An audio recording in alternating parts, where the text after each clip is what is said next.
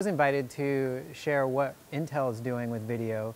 I work in the global communications group, and what I'm trying to do is get our folks who write press releases or make announcements for the company to do it in a more visual manner, and also to tell stories that are in between the news announcements. So we can do that with video pretty well.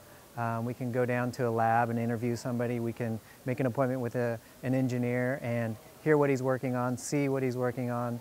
We can show the chips like the all-new 2010 Intel Core that's coming out. We can go in and talk to the guys who are on different teams working on that to make it happen even before it comes out. And I think the folks who are into technology and want to know what's next, they also might be interested in how's it coming together, who's making it, what are the challenges, and what's going to be in the new product. So we can do that with video. Oh, I think it's about ROI and is that your job? And we have a media group that does media. So it's evolving, especially with social media tools where, gosh, we can write a blog pretty easily. We can take photos and put them online and share them pretty easily. It's about creating inside companies frameworks and reasons for using these new tools. And video, in one essence, is a tool for communicating.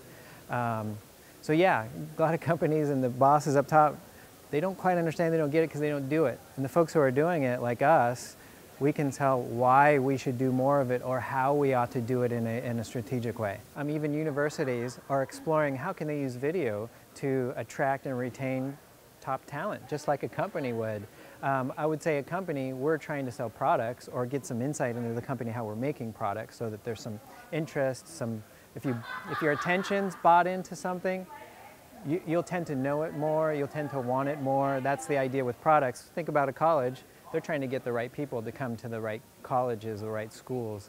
Well, I learned that there's more and more video, and that as we move to the model of, give you a camera or give you a camera and you're not an expert, that it's hard work and it's fun, but we still need to edit, publish, and then you have to manage that content. So it gets hard, and trying to teach people to do that is not easy. So we need a mix of professionals who know that and the tools, professional tools that we can have in place that help the good work that we're doing through these years to be accessible as we move into the future. You want to be able to tag, find, store, bring that stuff back into play when it makes sense. So that's what we're in this phase of moving from the storming, exploring to more forming and understanding and being more strategic and effective with how we create, use, and distribute video. Do more video. I come from Intel, so we love the idea of when somebody uses their computer to the max. I shoot, edit on my laptop. It's an awesome tool. So I think the more you get into technology, the more you want the latest and greatest. So of course that's our ideal customer at Intel.